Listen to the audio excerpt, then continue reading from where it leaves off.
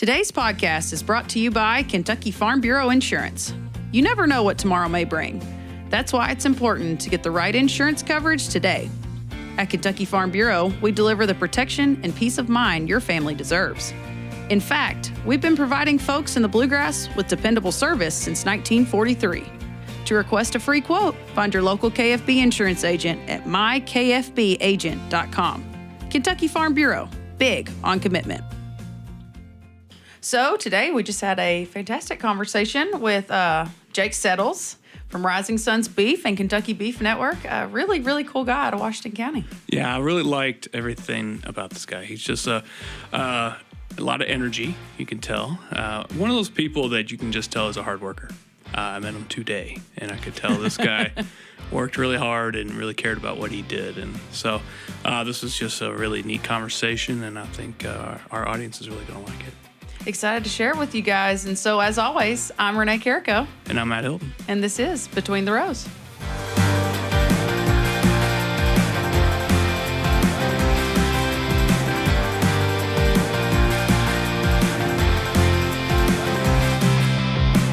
All right, so how's it going, Jacob? Hey, I'm good. It's a good day to be in Louisville. It's going to be funny, Matt. Get ready. I'm going to call him Jake on accident all the time. That's okay. That's all right. We call him Jake. You can call him whatever. Hey, everybody who knows me really, really well, they call me by Jake anyways. I'm only Jacob in formal settings or people that don't know me real well. So with Renee especially, yes, I'm going to get called Jake. Just go ahead and why is this the case? Why do you know him so well? Jake was at my wedding. Him and my husband were really good friends in high school. Played ball together, did the whole thing. So, I think we're going to a baseball game this Friday. So, with the whole gang. So nice. Yeah. What game are you going to? UK's playing Tennessee. Ooh. Baseball. Yeah. This might be the end of UK's Batcats run. Tennessee's pretty good, so we're going to see. They're like really good this year. Yeah. We'll see. We got a good one last night. Well, I go for the other gang, and not as great, but you gotta let the Cats win one every once in a while. So. Plenty of runs scored. Louisville and Kentucky both did last night. Like a low-scoring football game by the time that one was over. So. I'd love to know about your farm. Tell us a little about what you do and get to know you a little bit. Okay. So my family, we farm cow-calf, but then we go all the way through to a finishing operation as well. And we market our own beef.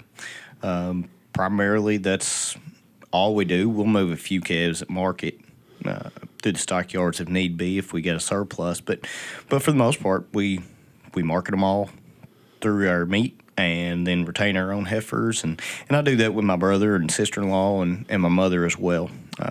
All there on the home family farm. And so that's what we do. So Excellent. We're a cow-calf operation at heart. We are, but then we also, I understand some of the aspects of the stockers side of things as well because I always have that bunch of set of calves. But then I get a little more education than maybe a whole lot of folks do here in the state of Kentucky, just on the finishing side of things. So little tidbit of everything. Excellent. You know what? You've had generationally doing stuff on the farm. Why that aspect is something y'all chose to do. You've done for a while, but also continue to do. Yeah, this is something. I've done it my whole life. Honestly, it's bred into me. I could do other things, and I have done other things, but the farm is something that I love. And anybody who's done that for any amount of time, I think, understands that it gets in your blood. I know you're a Louisville fan, but the whole Kentucky thing gets in your blood and turns it blue type thing. But the same thing happens with farming and just being around cattle.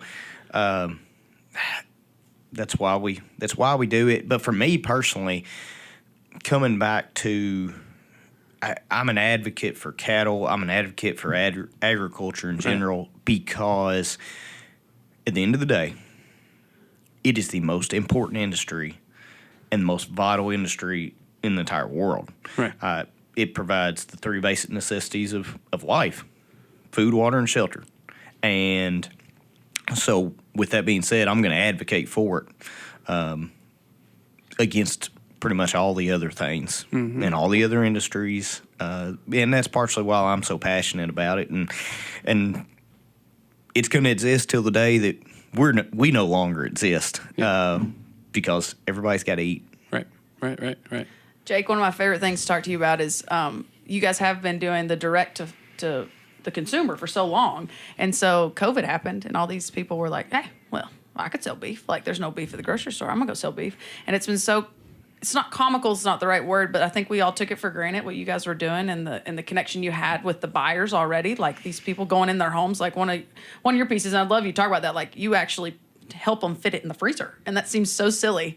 But then you had these guys that had done nothing but farm their whole lives, and all of a sudden these people were like, oh, well, you got here and I don't have a big enough freezer. It's all these little pieces that you guys had been doing for years. I mean, kind of talk through that with us, like how the consumer side, we think we get to the consumer, even in a rural town, but there's still a disconnect. How have you guys found a way to fill that gap and kind of work with the guys that are buying your product? Education's the biggest thing. There's so much. It's ignorance. They just don't know about what they're getting into, and so I've got to walk them through a whole lot of that aspect. Even last night, I was umpiring a baseball game, and me and the first base coach were over there chatting it up. Nobody on base, and we were talking about beef, and he was like, "Man, I wouldn't even know how to start with it." And I'm like, "Hey, don't worry about that. I will take you through a cut sheet on how we have it butchered or what your options are there." I said, I'll make it as easy as possible. Like you said, Renee, I mean, we were doing convenience before convenience was cool. Because my goal is the first time for somebody to touch a piece of meat is when they go to their freezer and figure out what they want for supper.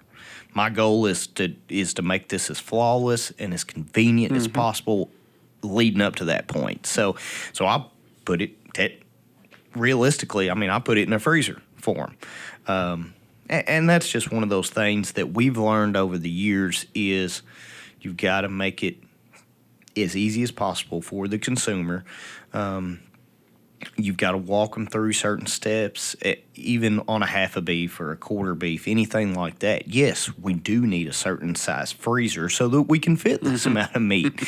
And, yeah, we may not have a whole lot of ice cream or French fries or anything like that we can fit in the freezer with it.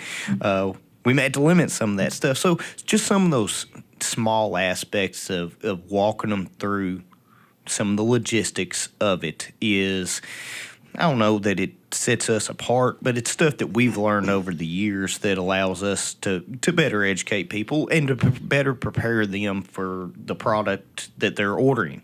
Right. Rewind a little bit. So has this been something your family's done forever, the direct to consumer, and when did that start? And kind of just chat through, like when did it all get going? We've done it. Well, I've done all this my whole life to some extent. Right. My dad started this back in the 80s, and he was doing it on a very, very small scale. And it was for family, for friends, for a couple local people.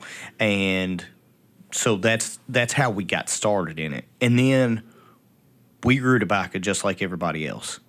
And so when the tobacco bout went through, we tinkered with one or two other things, but quickly saw that beef and direct marketing was going to take the place of our tobacco operation. And so that's where we transitioned to there in the early 2000s. And from that day forward, I mean, this is what our sole priority has been. And like I said, up until that point, it was tobacco. And then cattle came secondary, just like 90% of operations in the state. Right. And so that's where we went to, where we came from, and how we're still working to develop our product and the basis behind it. I mean, being somebody that's done it for a while, what did you see a lot of? I'm a city boy. I grew up here in Louisville. What was the connection you had with consumers? Like, who are these people? Are they people in your community? Who are some of the early buyers of this product, and then kind of how's it grown? Are you branching into people that like me that don't really know anything? Like you said, you had to literally tell them how to put it in a freezer. You'd probably have to tell me how to put it in a freezer. Yeah. But talk about that. Like, who are these folks that you kind of work with today, and why do you think it's worked? Why do you think people are interested in buying from you? In the early days, I think it was more of what we were selling to was maybe an adult that grew up on a farm. They no longer lived on the farm, that they either lived in a small town or a suburb or something like that. They still knew what they were buying, and they still had that connection. Why? Because Mom and Dad always put a beef in the freezer when I was growing up. So, yes, I want to do the same thing, and I know the quality that is. As we've moved throughout the years, now we're more of the local food movement. Mm-hmm. If you wanted to use a big technical term for it, is we're selling to people that maybe not have any connection to a farm or farming community anymore, and they're just wanting a good, wholesome product and a means of going back to something local that they can put a name and a face to the people that's growing their food. And so I've seen that transition a little bit. I mean, I still sell a whole lot in small communities in around all over Kentucky, but Louisville and Lexington areas, you get into a lot of people that don't know anything about what I do. And what I tell them I do and how I handle the cattle and how I handle the meat is their first interaction with any of that. Right. So that's part of the challenge, I would say. But that's one of the other good things is I get to educate them on how that whole process happens. And with the education part is you build trust with that person, and we all sell and raise meat, or there's a lot of people across the state that does that, and across the country. Even within the grocery store, everybody has an option to buy meat, but for somebody to, let's say, come to us as Rising Sons Beef and want to buy it from us, it's not about the meat. It's about building the connection with myself and my brother and developing trust with the person that, they're raising the food that I'm putting on my table, that I'm feeding my family. Mm-hmm. It's about that trust aspect of it. Right. I would say that's a big part of the success. I mean, that's why I would do it. I think probably a lot of your customers do that, yeah. So do you find many people ask all the way back to the live animal? Do they ask you, like, how you're treating your cows, how you're treating your animals, or does it feel like it stops at the meat to them? I feel like it probably stops at the meat. We don't get a lot of questions about animal husbandry or anything like that. We do a decent job of telling that story to start off with. You advocate it so well. I was just curious if it's even asked about. I haven't seen that here in the state of Kentucky, really. I think overall the consumer has a pretty good trust aspect of the farmer. Just that they know we're doing it well. And I think as an industry, we've done a pretty good job of telling that story and making sure we use programs like BQA, which is Beef Quality Assurance, and showing the consumer that we are educated, that we've take training ourselves, and that to honestly reassure them that and tell them the story that we know what we're doing. Mm-hmm. So I think certain aspects like that has helped that they don't necessarily question a whole lot about. That's good news to me. I mean, that's a good thing. Yeah.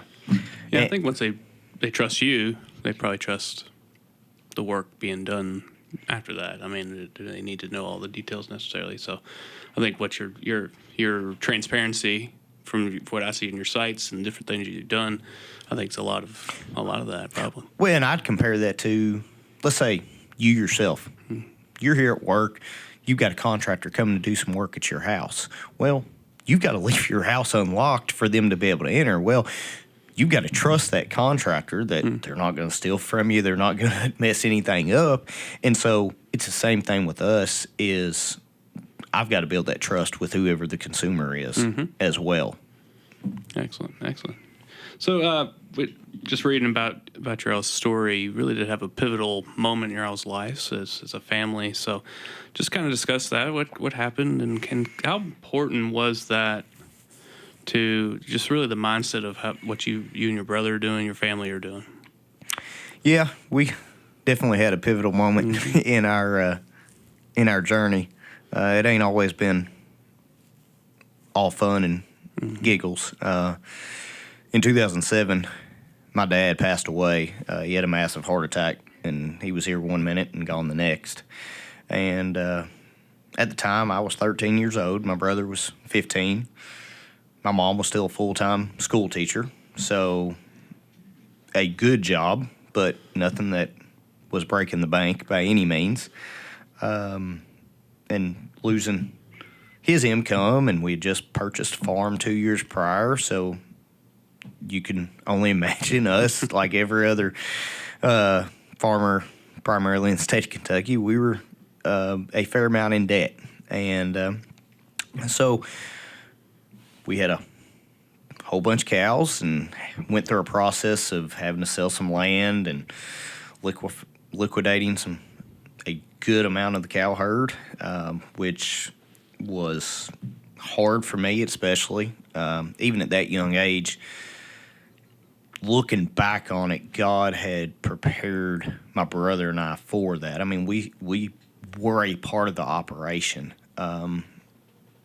We didn't know how to do everything, but we were trained in a whole lot of those aspects. My dad did a really good job of. I remember one time we were going down to Auburn, Kentucky, down in toward the western part of the state, and we were going to a bull sale.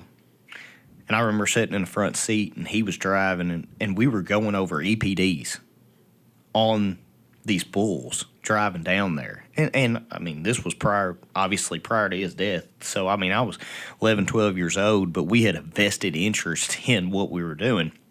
So, but I think that's looking back on it now and where that path went. I mean, God was preparing us for this. Granted, it wasn't easy by any means, but that's where we came from. That's the pivotal moment, I guess you would say, in my life. And so we had some hardships along the way. With that herd liquidation, I still remember the day of the sale. I shed tears that day. I mean, there's a whole bunch of cows that got sold that I'd had a participation in of raising and watching them grow and developing them. And so it was hard at times. Financially, it was hard at times. But we had a really good support system around us. I had aunt and uncles, and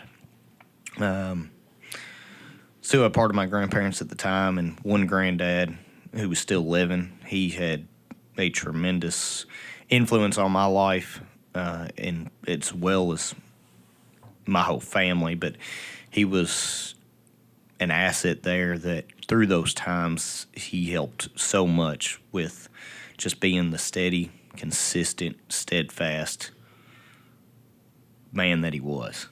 And we made it through. We're still here doing it today. So Very good. It's incredible. I live in the county now, obviously. I'm from Princeton originally, as listeners will learn. So I'm a West Kentucky transplant to Central Kentucky. But it is so funny to me. I get asked a lot of questions about the Carrico last name and things like that. But I get asked in the cattle world more often than not. When I say I'm from Washington County or I live in Springfield, they ask me if I know the Settles. And so it's really cool watching the impact your dad made, but the impact he's still getting to make through you and your brother, through Rising Sons Beef, through different pieces. And it's so funny how many people say how cool it is that they got a chance to work with you guys when you were kids looking at EPDs in a truck. And now, it was just a couple years later and they were kind of thrown into an adult situation where they were, Jordan, you were running conversations with your grandfather and with your uncle and your aunt, and your mom, but in a really grown situation with like beef specialist at UK and forage specialist. I mean, these guys were still doing the work they were doing before. It's just a smaller herd, and with these two kids who were thrust into an adult situation. So, I mean, it's pretty incredible just being on the outside looking in. I didn't live through it like Peyton did, but it's pretty incredible just watching kind of the growth you guys were kind of forced into. It's funny that you should say that. I still remember. I mean, we used to talk to Les Anderson, a UK repro specialist at UK, all the time. And I mean, we were teenagers and talking to an extension specialist.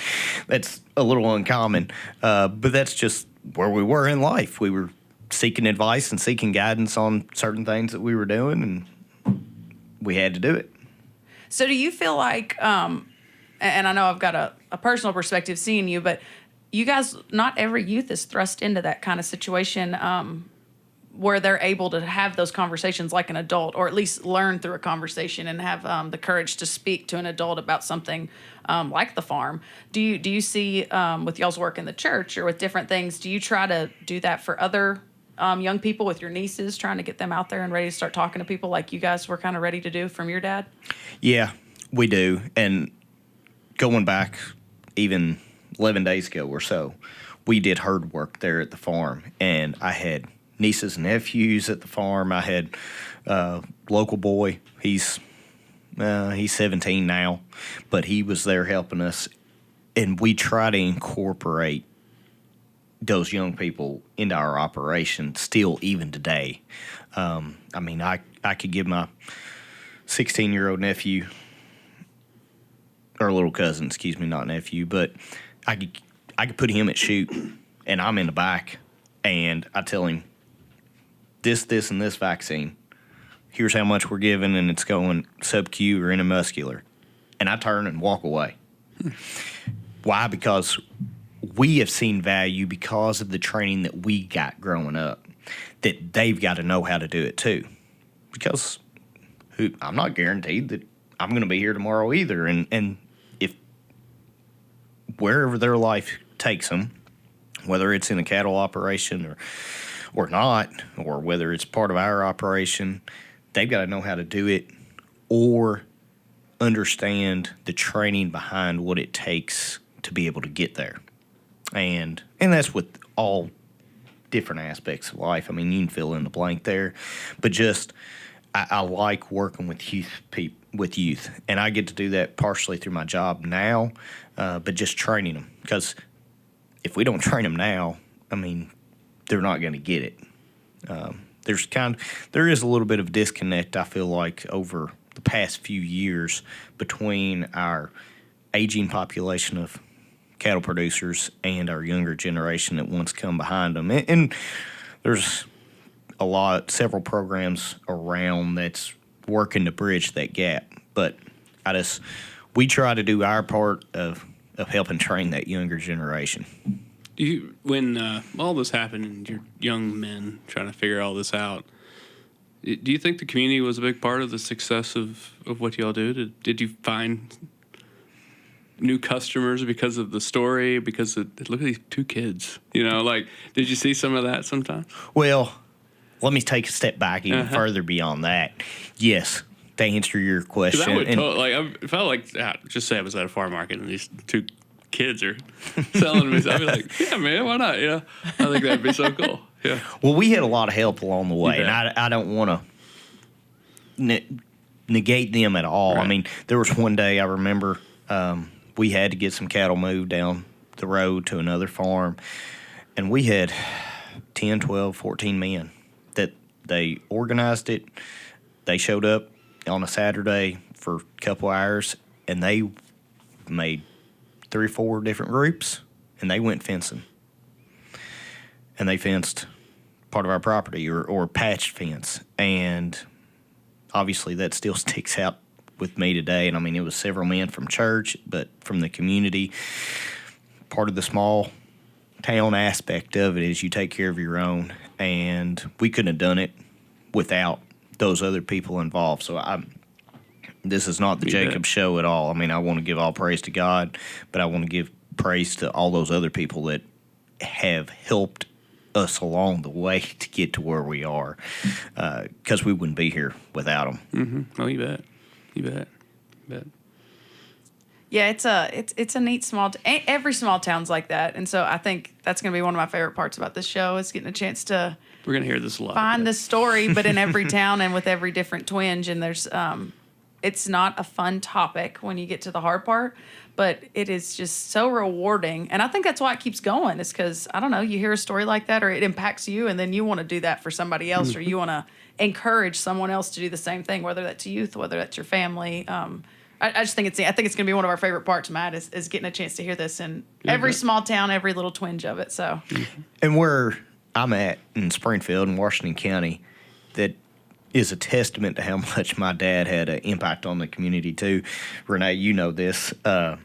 In our cattleman's cook trailer, there's still a picture of my dad that hangs up in that cook trailer, and it touches my heart a little bit every time I see it. But that. We didn't put it there. To be honest, I don't know who put it there, but it's just how much he had an impact on the Cattlemen's Association, our local one, but across the state, but just cattle producers in general. I mean, even last week, I was on a trip with a gentleman, and I introduced myself, and he caught my last name, and he goes, "Are you any relation to Jeff Settles?" And I mean, my dad's been gone for 17 years now. And I was like, yes, sir. He was my dad. So even now, I mean, there's still people that knew him, that he had an impact on. And so for me personally, that continues giving me energy moving forward because in a lot of aspects of my life, and we may get to that here in a minute, I followed in the same footprints that he had. But it's not that I'm trying to live in his image or his shadow, but that the aspects that he did and the influence that he had in his life, I've gotten to see how beneficial and how vital that they are. So it's not that I want to follow in his shadow, but I want to do the same things because it's worthwhile. Yeah, I mean, was there any... Before his passing, was there any, you're a young kid, there's probably, you said you played baseball or, was there other dreams and it kind of shifted because of this, or was it always kind of this for you? And that's one of those things that I want to give glory back to God, because at 13 years old, 12 or 13 years old, I knew I wanted to farm. Cool. I wanted to be involved in the cattle operation, and it wasn't just a desire that I dreamed up, or I thought I truly had the desire deep down in my soul, down in my heart, and that comes back to a little bit of that. I think God was preparing us for what we were about to embark on, that we obviously had no idea we were about to embark on at that stage of life. Mm-hmm. Mm-hmm. So here I am, and I'm still doing it, and Lord willing, we'll still be doing it years down the road. So you talk about putting on, we'll say different hats. Good farming pun. Everybody's putting on a different hat. But that is a real true one. I think a lot of people are getting used to the fact that a lot of us have off-farm jobs, whether those are in an office or whether they're like you and they're in a truck. Talk to us about some of the other pieces you're getting to do, and maybe not just in your dad's footsteps, but just getting your chance to put an imprint on the cattle industry. Because that's part of the blessing of farming with family. In your situation, family's working great, and you're able to do both things. So kind of tell us a little bit about what else you're doing. So I'm also work part-time for the Kentucky Beef Network, and the Beef Network falls under the large umbrella of what the Cattlemen's Association is. But I'm a field associate for them. And so what I get to do is I get to go out onto farms. And in my area, which is a large chunk of central Kentucky, and I get to work with other beef producers physically on their farm and to help improve aspects of their operation. And as I tell anybody, they ask me, what do you do? I'm like, if it touches a cow in some aspects, that's literally what I do. So, I mean, there's some days that I'm working with rotational grazing systems. There'll be days like this afternoon. I got to go help a gentleman and teach a couple guys on how to draw blood to check for pregnancy. Other days I'm helping them with vaccination protocols. I mean, like I say, anything that touches a cow is what I do. But I get to be on the farm and out and about with these guys, and that's one of the aspects I truly enjoy about my job. Is every day is going to be a little something different, and every farm's going to be a little something different. You see a lot of different things. Are there commonalities in the struggles that a lot of the farmers are dealing with? Do you see things that are kind of similar, or what? How's that? The on-farm aspects, there's a lot of similarities, but then there's also a lot of things that are different. Everybody has their own little niche and their own little challenges of things. But some of the challenges are still the same. I mean, we can't do anything about it, but everybody has weather challenges. But one of the biggest aspects, or one of the biggest challenges I see right now is just land prices, for one, and being able to compete in a market where there is no more land. And so we try to farm it, but somebody else is wanting to come in and develop it or build houses on it or something like that. So that's one of the challenges. And then we just are dealing with an aging population of farmers, and even right now, cattle prices are high. I've seen that a lot of guys are maybe selling out. And from an economic standpoint, that's probably pretty smart with the current dynamics. But I also know some of these guys that are selling out and their age, and they are probably not ever going to be back in the cattle industry, or not to the extent that they are now. And that's concerning. And I wish I had a magic bullet that would fix all this, but I don't. Right.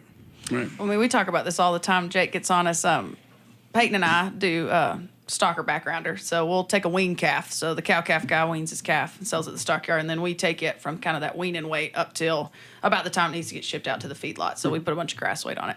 And so we see that as the black and white way to always make money on the land, to be able to make our land payment. And Jake always tells us, if the cow-calf man keeps selling out, Renee, you're not going to have any calves to do. You got to have the cow-calf man. And so we toy around with this. And so it's very easy for me at my job, Farm Bureau, to be like, hey, we need to get the cow-calf man to make money. We need to do great things. But then when I'm looking at my own pocketbook and I'm looking at my own numbers, I'm sitting here going, yeah, but it's tough to make a land payment. And land payments are just getting higher. So, we laugh, we joke. Everybody jokes around that me and Jake get after each other on this farming stuff all the time. But it's a real thing. I mean, I have heard, we're hearing from the stockyards constantly that, we're seeing a lot of last trailer rides for some farms, a lot of last checks getting cut. And it makes sense for those guys. I mean, this is the most they're ever going to make on a cull cow. It's the most they're ever going to make on that set of calves. But it is tough when there's no son right behind them, there's no daughter right behind them. And so is it going into crop, or is it, worst case, going into subdivision or getting sold to whoever? I mean, that's the part that's kind of gut-wrenching, I think. Or being sold as hunting ground. Yeah, we are having a hunting ground problem in our area. Yeah. Or rick houses, yeah. We're in bourbon country. We are. Yeah, I would say that's farm transition is a topic here at Farm Bureau for sure. It's been one in lots of places, and it's something that we're trying to tackle. I mean, it's a hard issue because it economically makes sense for folks to do certain things, and it's a tough issue. And that's one of those things I think that we probably need to put a lot more emphasis on and devote a lot more time to, is that transition, that farm transition, and how do we manage it, or how does the homeowner manage it from a tax purpose or standpoint, from a longevity standpoint. Do they have enough money there to retirement, or is their farm their retirement plan? And even if somebody's not coming behind them, is there a way that I can transition this and feasibly maybe sell my farm to a young person down the road who has shown interest in it? Granted, it might not be my flesh and blood, but yet that land's still going to stay in agriculture production, and it's not going to be developed for some other reason. And if we can make that somewhat feasibly viable and financially viable, we move the needle ahead forward tremendously. Yeah, you're young. You got a lot of years ahead of you. I mean, how important is that? I mean, is that a huge aspect of why you wanted to keep doing it? Is it a part of it, why you wanted to keep doing the farm and keep that land and is that a big part of it? It is. For me personally, I mean, the heritage part of it, my brother and sister-in-law, they're raising my nieces right now in the house that we grew up in, on the farm that we grew up on, and those little girls are the fifth generation to live in that house. So yes, it matters to me. And I don't know, we always say this, but I don't know that somebody could come in right now and have a blank check in front of me and say, what would it take to buy your farm? I mean, because of the heritage aspect of it, I'm not going to sell it. But that's not always the case for everybody. And it's hard, especially for, let's say, an older generation when nobody is following in their footsteps. All that's left to do is liquidate it. And that's hard. We got an ever increasing population and less farmland to produce the food to feed them. So do you feel like your family, because you were thrown into transitioning before before you guys were ready, do you feel like you guys talk about it pretty regularly now, more than your average? I mean, we're 30, 31 years old. We talk about it, I'll be honest, because stories like yours or stories like we know about, we talk about it more at 30 than I think our parents ever did. Do you feel like you and your brother and your mom have those conversations more often than not? I think we have here the past year or two, more so than we ever did prior to that. And when you start adding kids in the mix and grandchildren in the mix and all of those good things, yeah, you got to start talking about it because you don't ever know what tomorrow holds. And yeah, like you said, Renee, it's probably more important now than it was 20 years ago because that next generation is, for the most part, not following behind us. And it's just one of those challenges that I wish I had a silver bullet to, hey, here's how we fix it. But I don't. And we have a lot of conversations, Renee, you know. We have a lot of conversations here in the industry about how do we fix these things, and everybody's working toward trying to fix the same problems, and it's just hard. Yeah, I would say that, my time here as a storyteller of farming and agriculture, it's certainly something that's always kind of been there. But it's certainly, there's a lot of energy to talk about it more and to try to really, let's actually figure it out. There's a solution somewhere. What is it? Remains to be seen. But I think really putting emphasis on it and starting those conversations and even just encouraging farmers to start talking about it among their families and friends, and it could be a first step. So it's certainly something that's going to be talked about a whole lot. Yeah. And it's going to be more important, honestly, as we move forward in the next 5 or 10 years, just because those guys that are making that last trailer ride, they're sending those cattle to market now. That's probably only going to increase in the next few years unless we do something about it. Yeah, I think the connecting the young farmers with the older generation, I feel like we've always talked about it, but having those conversations be more real and not just gaining advice, but really honing in on some hard questions, because I think those guys are itching to share their knowledge. Maybe not ready to sell their land to you quite yet, but they want to share their knowledge and they want to help you. I don't know, how many times did we hear when interest rates went up? Well, I could tell you how we got through it in the 80s. We laughed about that one night. Like, my gosh, if I hear one more farmer tell me about the interest rates of the 80s. But the funny thing was, they weren't doing that to be like, oh, no, I have the worst story. It was really a mentoring piece of like, hey, let's take some perspective. If we made it, you can make it. And if you stuck in that conversation a little longer, that's what that got to. They may have had their little fun, jokey way to get there, but if you really hung in there, that's what you heard. And I think more conversations like that, we talk about trust with the consumer. Maybe we need trust with our farming community, and that maybe will bridge some more conversations. So, I don't know, they're a little easier maybe after that last trailer ride, or once they're done and ready to transition. It's a huge topic. And it'll be very interesting to see. And we need all the generations in the room sometimes. I think that's important too. We can't just ask all the young farmers why they can't buy it and ask all the older ones why they don't want to sell it. We gotta put everybody in the room and talk this thing out. And I think that'll be really cool. Very good. Well, where can we, if I'm interested in your products, interested about you guys more, where can I find you? Give you a little moment to give a plug here. Yeah. Well, I mentioned it earlier. Our business aspect, the freezer beef, the meat side is called Rising Sons Beef. And you can find us online at risingsonsbeef.com. We also have a Facebook page as well, which we do a little social media through, but mainly through the website or through the phone as well. And our telephone numbers are pretty readily available. Mm-hmm. But then also my work through the Kentucky Beef Network is my cell phone is constantly either through a text message or a phone call or something. So that avenue is where you can get a hold of me the best there. Mm-hmm. And I mean, there's people all over the central part of the state that has my phone number, and sometimes it doesn't matter what time of day either. I was on the phone the other morning with somebody. It was 6 something, and then even last night I didn't get off the phone till about midnight with the producer. So producers work throughout the day. Sometimes their time to call you is first thing in the morning or the last thing at night too. So it's all good. That's part of the joys of it. Excellent. We'll put some of that information in the show notes. We're learning podcasts. Show notes. Yes. So we'll put that link and maybe even the link to some of the KBN network absolutely. website. Speaking of KBN, this is May, and so it is beef month. Mm-hmm. And so tell me, like, as a beef producer, but also working with the Cattlemen's Association, like, how busy but how fun is beef month? Like, why do we love May? Why do we love the kickoff of grilling season? It is certainly busy. Let's just say that. Certainly busy.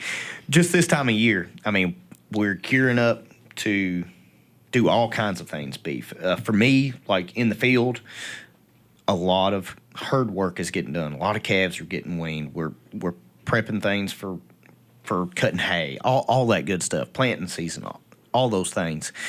But then May is beef month, and so we're going, and the Cattlemen's Association will be up one day at the legislature or in Frankfort, and they'll cook and they'll declare May as beef month. So there are some other aspects that go along with that just make things really busy. But it's an opportunity that we have to promote beef and get it out there more so in the public eye than maybe what we already are.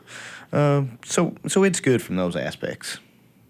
Yeah, I'd encourage any of the counties if I think Donovan Pig does our livestock work, and I think he is at a different beef day. It feels like every maybe Monday, Tuesday, Thursday, every dang day of May, but in a fun way. And I think it's so cool partnering with your local organizations, partner with your cattlemen's, partnering with your state cattlemen's. Get your beef network guy, Jake Settles, out there. But seriously, have those events because it's amazing seeing like the bank workers and the people that work at your local grocery stores. They all come out, and even if it's just a free burger or and some of them, they'll pay $5 for the burger and get a chance to look at a farmer and be like, hey, man, thinking about you, seeing your equipment, like right. thinking about you all summer, even if we don't run into you all the time. I think they're fun events. So if your county's teetering on it, I know we both sit on our Washington County Cattlemen's Board, and we're always trying to figure out where we fit in and how to do a community activity. Sometimes it's hard to make the push because it is busy. It is. But it's I think it's worthwhile. I mean, there's a lot of cattlemen's associations or boards out there that they do something for beef month. Oh, it's a free giveaway or hey, come get a hamburger. And part of that may be sponsored by somebody else in the industry or a partner, other aspect there. But what it really does is just builds relationships and builds trust within your local community. And those local people get to see, oh, this is who's out here, who's raising these cows 3 miles down the road that I drive past every day on my way to work. Scary. This is not scary at all. Yeah. So, hey, building relationships, it's, y'all know. And everybody likes steaks and hamburgers. I mean, you can't go wrong. Well, this has been fantastic. I'm obviously a little biased, but it's been great having you up here, Jake. I love sharing people's stories. Matt, we've had a great time, and we've even learned some of the silly things we got away with as kids along the way. Yeah. So anyway, I want to say thank you very much for being here, Jake. Hey, no problem. Yes, thanks a lot. No problem. All right, and thank you, listeners, for joining. Please make sure and subscribe to our larger podcast, The Farm Life, to catch our next episode. And we'll see you next time on Between the Rows.